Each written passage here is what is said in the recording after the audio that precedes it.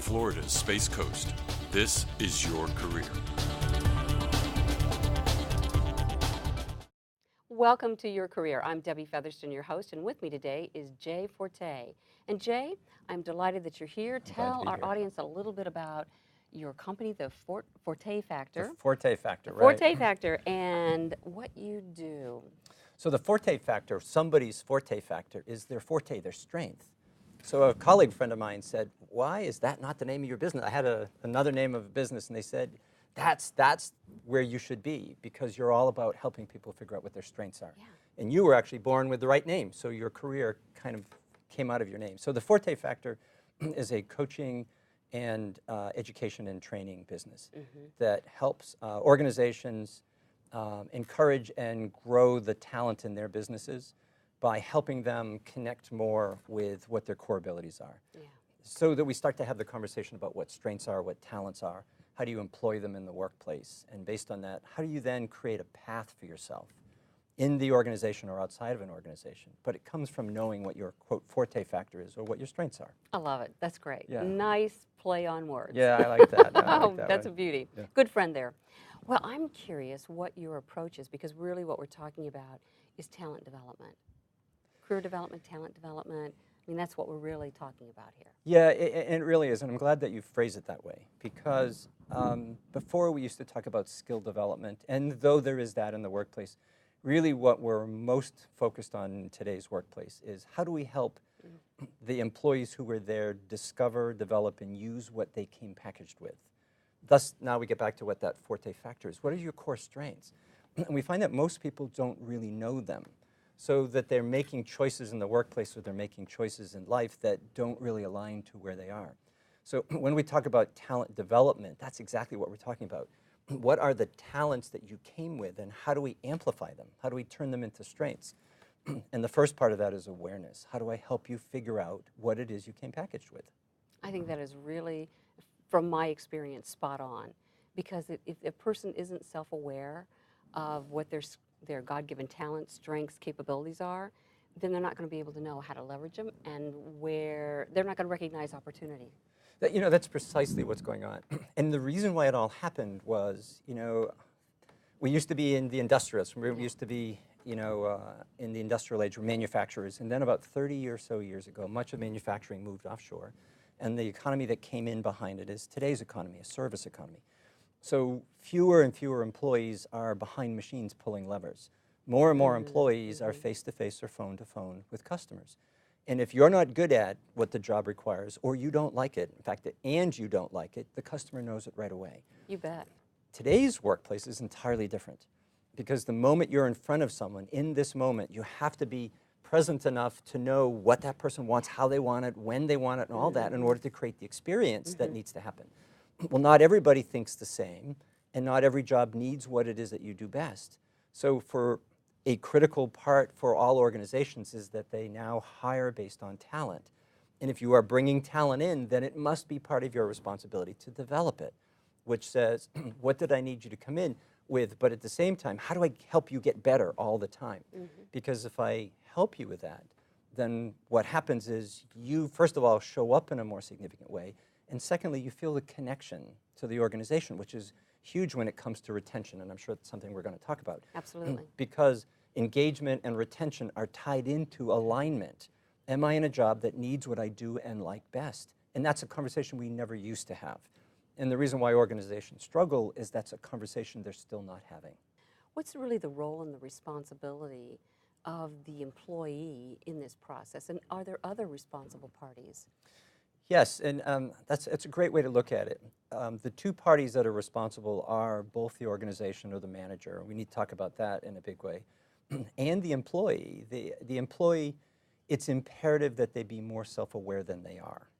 So one of a big part of the work that we do is helping people discover what their core abilities are, what their core passions are, and the things that they value most. Because by aligning themselves or knowing themselves, they then can look through the opportunities and determine which opportunities fit me and which ones don't. And if you're going to be successful in your work, actually in life too, it's because you chose on purpose the things that really align to who you are. So what we're trying to do is to add in some skills to help people become more self-aware, and in the same time to increase the mindfulness or the awareness. Who am I? What am I good at? What am I passionate about? What are the things that really matter to me? And when I have that information, I can be discerning as I look through the opportunities in the world. What I really want to do then, if this is me talking about that, is put myself in a place that needs what I do best.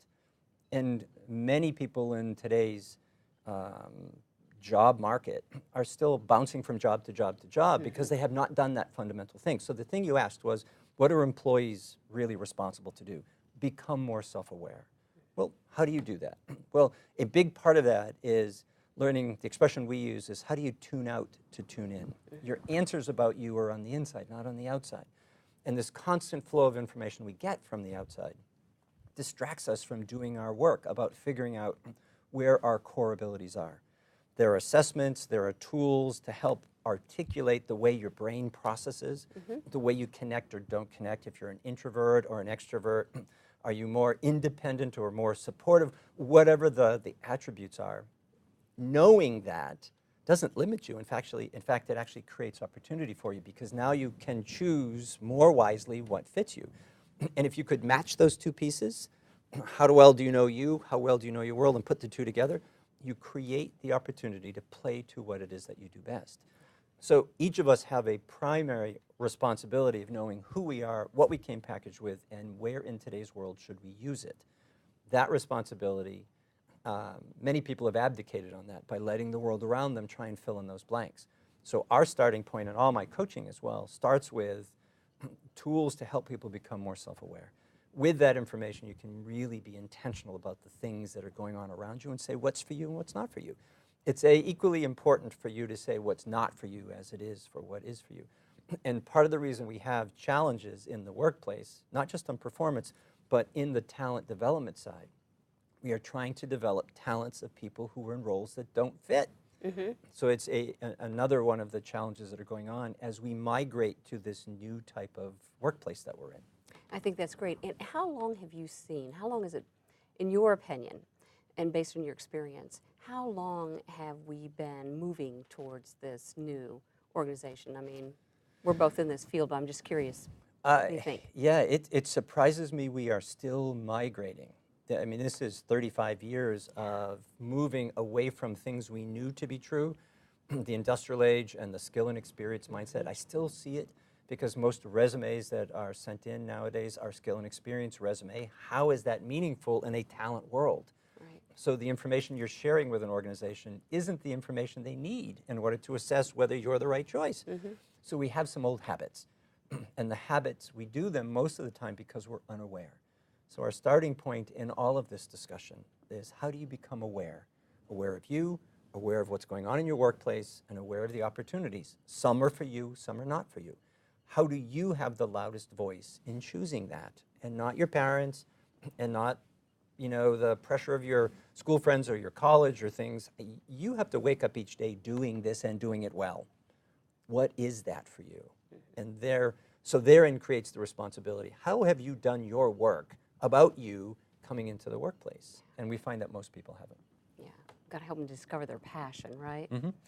For some people, passion rules more than talent. I have a nephew who, we're working through this little process with him as well. What are you good at? What do you love? What matters to you? Those three things, and where in today's world could you do it?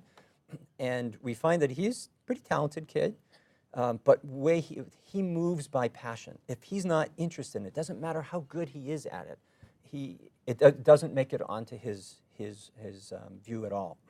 So his lead, and everybody's different on the lead. It could be start with what you're really good at, and then find things you also like and things that matter. For him, it leads with passion. So part of the awareness is that what leads for you? So if you could do something that really moved you to get up out of bed every day and really perform well doing it, what is that for you? What would get you out of bed early in the morning because it's that interesting? Oh, and by the way, you also have to be good at it. Oh, and it also has to deliver to you the things that you need. And that's why we constantly refer to those three things. What are your talents? What are your interests or your passions? And what are your values? Values meaning, what are the things that are important in a workplace? Is it money? Is it travel? Is it living close to home? Is it far from home? Is it in an office? Is it working? Challenge. All of that stuff. Right. It's for you to decide. And that creates the opportunity for you to customize what's for you. So you don't have to change jobs all the time. I know you didn't ask me, but I thought I'd bring it up anyway. It's okay. I get a lot of conversation. I talk to a lot of CEO groups every year, and most of them roll their eyes when we talk about millennials. And the thing that I want most for them to consider is to stop using a broad brush when you paint millennials. You need to use a narrow brush. Part of the reason why this generation is changing jobs a lot is that no one's shown them how to connect their core abilities with the abilities of the job. In other words, what kind of brain does the job need, and is that my brain? Or what kind of passions does this job need, and are those my passions? Right. Because we haven't trained them, because we brought them into this workplace thinking about the industrial age mindset, when in fact that's not and hasn't been it for a while. So we're playing catch up, and now we're just blaming a younger generation who is jumping the moment they find it's not enjoyable, it doesn't fit. Well, they're just better than we boomers at leaving when something doesn't fit. So this has created this circumstance that we're in. And in it, I think there's one solution that runs right through the whole thing, and that's awareness and coaching, my two areas why I'm in what I'm in. That coaching creates the opportunity to talk about this stuff and get it known. And the critical thing that it all starts with is, could you be more tuned in, more aware, and more present to who you are, what you came packaged with, and how you might deliver it here so you're happy, so you're effective, so you're successful. So it's not just so you get a good job, but it suits you. For employees to be engaged, they need three things. Alignment, the one we've been talking about. Right. Don't be in a job that doesn't suit you. Why would you do that? It never used to matter that much whether a job suited you or not because it was skill-based. But today, it matters if it aligns to your talents or not. You get quickly disengaged in a job that doesn't need what you do best. Why would you stay? And most people don't. Right. The other two things. Performance is going to suffer if there isn't alignment, right? Exactly. Because there isn't the joy. And it also leads to the other two part. So it's alignment, relationship. This generation and most employees want a more personal relationship with their manager, and that's why we need to talk about coaching as a driver of all this. And the third one is development. So alignment, relationship, development. Put me in the right job, make me feel important, and keep me growing. And if you do that, a lot of today's workers who bolt in lots of directions wouldn't bolt. So we blame millennials for not being that loyal, when in fact it's a situation we've created that we now know the solution to. We just need to get on it. Right. And so a big part of, I know, our conversation is about the development piece, but I wanted to frame that the other two were going on at the same time. You can develop people who have been aligned. It's a really tough process if you have not done the alignment piece first. And it's hard to build a relationship with somebody who's in a job that doesn't fit them. So all of that kind of flows together in really understanding how do we bring the best out of people, and that's really what development's all about. You know, the role of the organization, how would you say, or what would you say, that they're doing well? Because we know they have a role, right? They have to recognize that they have to create the right environment, they have to have particular tools and support for the employees, right? Create that culture. Right, so that's the critical word in it, and it comes back to those three words that I gave you. The middle word, relationship, is the linchpin here. That the most significant relationship that needs to happen in the workplace is between an employee and a manager. It's not the CEO and above. Yeah, they have to create, we call it the container. Create the container, the culture that says, here's how we treat our people.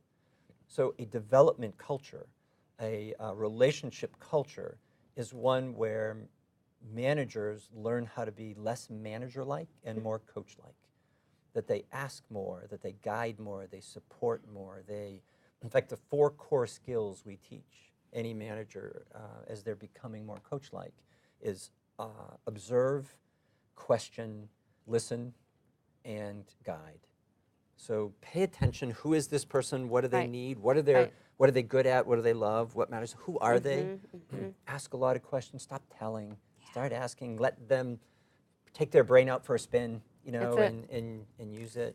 The next one is listen mindfully. What they call the difference between surface listening, what you said, versus what you meant. And the final part is, remember, your biggest role is to guide, not to tell. How do I coach you, bring you, move you into something? So employees have the requirement of figuring themselves out. They do. And they're short on that. They are not doing their work on that. So that is a critical thing we have to know. The workplace needs to change, and the Gallup mentioned this in that big report that they had, that the most significant talent engagement issue going forward is to help managers act more like coaches. How do you engage, pull in, get the conversation going, lob the questions back and forth, listen intentionally, and when you do that, the relationship changes. So now I've aligned you, the relationship improves, and then the relationship really becomes the source of all development. Development isn't just when you go to a course. Development is the daily conversation that I have with you that makes you incrementally better every moment possible. Yeah. But I can't do that if I don't have a relationship with you, and I can't drive you in a way that matters if I haven't aligned you. Right. So those three are the three, to me it's the trinity. Right. Work on these three, and the issues you have around engagement, performance, and retention go away. Tell me, what are some of the common tools that you use in your coaching? You know, what are some of the tools that you find are very helpful to get the individual, increase that self-awareness, help them to dig in and examine who they are and what they're really good at? Yeah, we've had to develop some because there are some wonderful tools out there. So I always start with an assessment of some sort. You can pick the assessment that you're happiest with, whether it's StrengthsFinders or Myers-Briggs or Enneagram. We built one, and the reason why we built it was it gave a level of awareness about core strengths and what we call core non-strengths.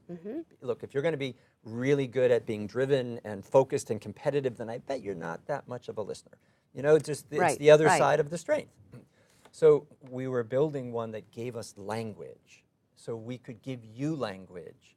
Because if you know how your brain starts to move, then you're starting to know what words are yours. So a big tool for most people in self-awareness is assessments, just because it peers behind the curtain and gives you some information.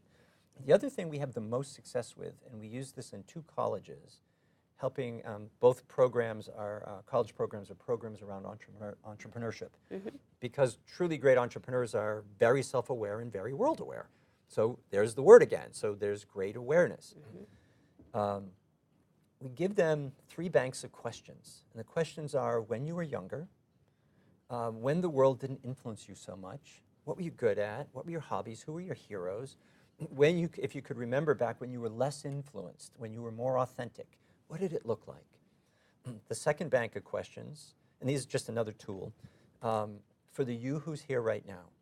And we focus on strengths. We don't say, what do people complain about? No, but what do people applaud you for? When you're having an amazing time and you wish time wouldn't stop, or would not stand, would stand still, what are you doing? If you had extra money, where would you spend it? Those kind of questions are starting the process of you peering inside. And that's why we say at the beginning, when we do this work, you have to tune out to tune in. Your answers are on the inside about this. So the tools of asking those questions. So when you were younger, for the you who's here right now. And then the third one, as it gets to people's values, if you had no limits. So 3 very different types of questions in a structured environment to get you to peer inside. So the assessment is an online tool. Some people like technology and off they go. But to win people into true self-awareness, they do have to create quiet, create space, where mindfulness becomes purposeful attention on you, the way there should be purposeful attention on your job and on your development and on your life and all of these things, right? So you're going into a serious meeting, an important meeting. You need to be mindful instead of have all these distractions still tugging at your mind. Right. So when you show up to the meeting, you can't show off the things that you are intrinsically good at. That's right. Because you don't even know them yet. So the process of becoming self-aware sets you up for really great development. How are you better every day at the things you're already good at? Don't worry so much about the things you're just horrible at. And it's right that you're horrible at some things, because that leaves room in the world for somebody else to be great at it. We use one line we teach the college kids. I don't care what your parents told you, you are not great at everything. But you're amazing at some things, so know those some things. and then work to get better at those. And the Gallup shares that a talent is a core ability, but a strength is an applied talent. So we develop our strengths. Well, that's what development is get better at the things you are already good at. So how did you do that? Well, you took an assessment, you answered some questions, you had coaching, you journaled, that's a big thing. You could just keep track of what you're thinking about in the day. You would see the real you show up if you just read what you've written over 30 days. It's amazing what it would tell you. So then the question is, why don't we do that? Well, because it's just beginning to get in vogue. And it wasn't in vogue for a very long time. It was like, what's wrong with you that you need to do this? Now it's what's right with you, and how do you know it so you can lead with it? You can lean in with it. Well, envision this for just a moment, and I think our viewers could too. You know, if we have people who started this process when they're 15, 16, 17, in their early 20s even, and began to truly discover, you know, what their strengths are, what their passions are, wow, what a different workplace we would see, right? Imagine. What quality of life individuals could have. I mean, think about the ripple effect. Right. I always talk about career happiness, so I'm so excited about this topic. No, I'm with you. In fact, the purpose in coaching is to help people achieve their potential. So if we're talking potential, and imagine a workplace where the employees who are working there are working at their potential. Think of what you would accomplish. Think of the opportunities you would see that nobody else sees. Think of the challenges you would handle successfully. And all that's happened is you brought someone into their greatest way of being. Well, how did you do that? Alignment, relationship, development. Development's the big one, but the other two need to be in place in order to let the development part move forward, so that we actually figure out who we are and keep growing. And in the process, we are tapping that potential as often as we can. In the remaining 4 or 5 minutes that we have, I'm just curious, you know, what does it really look like when everything's working well together? You've got the employees that are stepping up, taking responsibility. They are self-aware. They really have a sense of strength and capability. You've got an organization that's being very supportive. What's that look like? It looks like Zappos. Oh. So there are organizations that have figured this out. Now, the challenge is not that many have, but they do on purpose. They figure out who belongs. They've built a culture on purpose. They hold employees accountable on purpose for their own development, and they hold their management responsible or accountable to act like coaches. How do they pull? Every day they're doing this. Just how do I bring you along to something better? When I grew up in a big Italian family, and in an Italian family there's lots of rules. My dad had one rule, and it ties in beautifully to here. One rule that I liked, lots of rules I didn't like. This one rule was, when you came down the stairs in the morning, and coming down the stairs was the change of environment, it was your job to pay attention on purpose to what you saw. And in that moment, you had to ask this question: what could I do to make it better?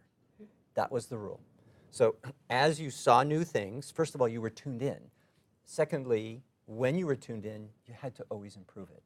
So you asked, what would it look like? It would look like that, I think, where employees are aware on purpose, paying attention to customers, paying attention to the details on an order, the details in communication, the way they work with each other. And then part of their culture, they ask the question, what could I do to make this better? Now, if you're somebody who's in a job that doesn't align very well to you, you're not asking that question. You're like, why am I even here, and when can I go home?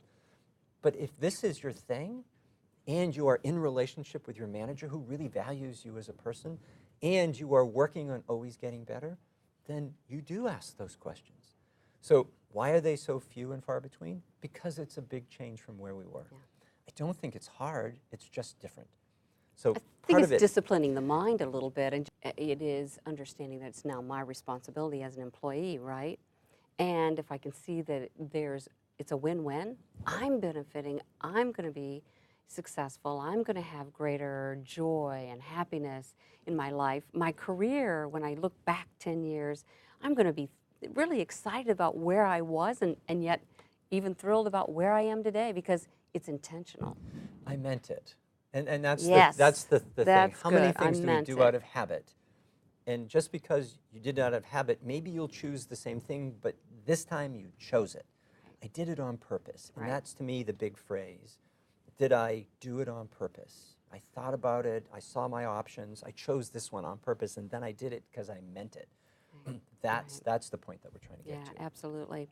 Is there any other key points that you think are going to be important for the employee specifically? Because this conversation is really, I want to have you come back and I want you to talk more about maybe a couple different things, but at least one where we're talking about careers in talent development. And Right. so people that are really interested in this field as we are, what they could do. So in about 30 seconds or so, any words any final thoughts about what an organization can do to begin to foster that culture that's needed? Anything the employee could do? Yeah, let's see if I can come up with just one for each. Yeah. On the organization side, the big shift has to be teaching managers how to act like coaches. That is a game, that's the deal breaker right there. That will change everything in that.